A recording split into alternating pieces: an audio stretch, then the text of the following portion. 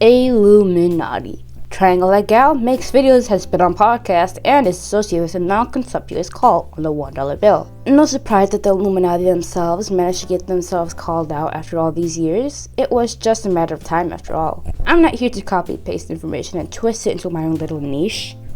Or at least that isn't all of what this video is going to be. This video is going to be going over why these types of YouTube essayists fall harder than your typical leafy clone, the future for Illuminaughtii, and the manipulative snowflake mindset these creators have that can cause serious conflict in the real world. Let's start off with Illuminaughtii's sorry excuse for her over-exaggeration on things that cause little to no harm, if any. The dreaded Discord server. 19-year-old and 12-year-old convo public in his server. Multiple members went to his staff that did nothing. My staff in there had to ban the person and tag their ID to Discord to ban them. This is on the heels of Click's admin sending BDSM to mind rage mods. I'm here to tell you right now, we don't care. Let me tell you something. We don't care. As Click has stated in his video, this kind of behavior doesn't only happen in his 40k member Discord server, a server above average considering the amount of people in there, but in Discord overall. But like Illuminaughtii expects of such a server, every single member should have a squeaky clean reputation with a background check. I mean, it's only 40k members in one server. Surely a server that size is manageable, right? I get banning someone for sending illegal pictures of themselves to other people, but going to the extent of banning someone for flirting with someone significantly younger than them? Boo to the fucking who. It's happened before and it'll happen again. This isn't me saying people should quit enforcing their rules onto people in their Discord. It's just me saying people have better things to do than to spaz over two horny individuals going at it. I'd even go as far as to say that most of the commentary community's videos on exposing pedophiles serve absolutely nothing besides gaining a bit of views of the quote-unquote victim's trauma. Because everybody knows that sending overweight furry porn to minors will fuck up their next 20 years. Imagine if someone like Keemstar or I did some shit like this. We'd get mocked for it, of course, but we'd never see the amount of heat as Blair has since, well, for starters, I mean nobody in the commentary community, and Keemstar isn't held to this high delicate standard of don't say this, don't say that. If you don't agree that saying is bad and that there's no way there can be any nuance to a situation where you use it, you're racist. The tap at the creep show, D'Angelo Wallace is partaking stuff like this, and to no one's surprise, the audience will obviously reflect their viewpoints, which will obviously cause Spaz Fest on Twitter to come about. Now, we've seen how delicate she can get even before the Click stuff came out. A quick note on plagiarism. When someone is plagiarizing your work, they're not just stealing the work, but you're an idea that came from your mind that you thought of yourself. Meaning this paper rip effect is merely just a trend most people have likely seen on multiple videos, thus making it unplagiarizable. God forbid you highlight text in your video though.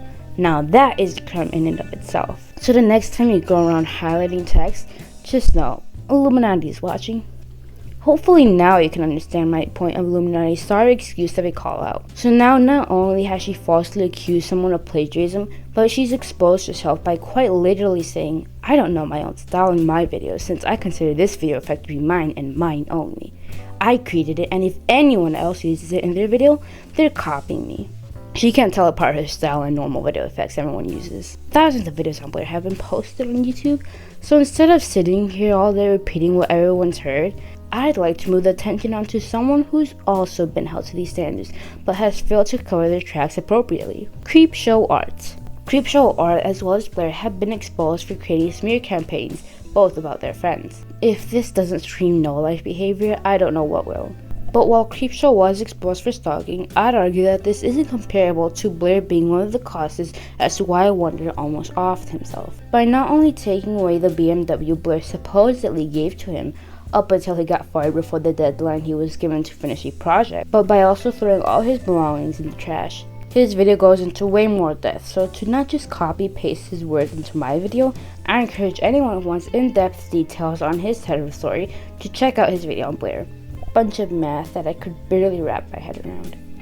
Now you're probably asking yourself, Budgekiss, what does Creepshow have to do with all this? The main reason I brought her up was to show the audience just how hypocritical these left-leaning YouTubers are. It's not okay to support your political viewpoints, it's not okay to question anyone's motives behind their argument, it's not okay to say only women can get pregnant, because by doing so, you're automatically labeled as transphobic, racist, bigoted. But stalking? Twisting half-truths to people in order to save your ass while also simultaneously throwing your friends under the bus? Perfectly acceptable. People's efforts into changing definitions to meet their narrative only serve to further prove just how much disrespect they give to scientifically proven facts. But getting back on topic. As time passes by, generation after generation, kids will begin to parrot what adults say, and it'll become a pattern. It'll especially affect kids glued to the internet, parroting what their algorithm feeds them.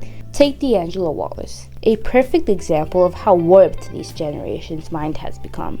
In his video on the apology iDubbbz made, he purposefully misrepresents iDubbbz' content cups for just throwing around racial slurs like it's nothing. iDubbbz points out a hypocrisy in society on how the dreaded N-word holds more weight than any other racial slur, even though at the end of the day, they are all racially derogatory slurs. But according to D'Angelo, he's promoting the uses of slurs? No.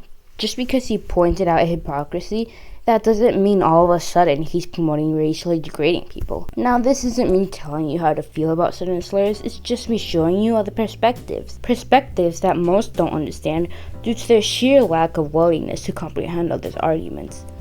But to be fair, life in and of itself is full of offensive shit everywhere.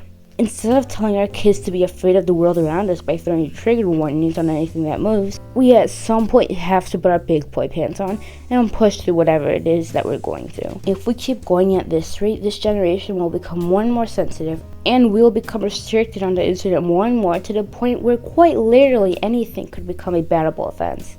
And we're not far from that type of society. I mean, just look at how much YouTube has changed. Bannable offenses for cursing. These types of YouTube creators are the kind that hold not just themselves, but others accountable for their audience's actions. I completely agree, and there are so many fucking content creators out there that just leave that at the door. They turn on, they go in their computer, and they do their content and do this, and the second they're offline. When having 100,000 subscribers, you're bound to have at least one schizo running around. Now, a theory that I have, and keep in mind that this is just a theory, for the future of these kinds of creators' relationships with their audiences, is that later down the line, while they're banning every account that doesn't align with their views, they will be also technically simultaneously pandering to that parasocial mindset that most fans have by giving them enough attention to make them think that whatever I do and say, my favorite YouTuber will be affected by. We're human. We weren't meant to be sitting in front of a computer all day staring at a screen, so to an extent I do believe it's healthy to not even mention anyone from your audience. Go outside and forget about the internet world for a bit. This goes for the viewer as well. Now, I'm not going to shame myself about it, but I'll be the first to admit that I too can get a little sensitive whenever someone hurts my fragile feelings, clinging on to the past, using it as my identity for the present, catastrophizing every little petal thrown my way.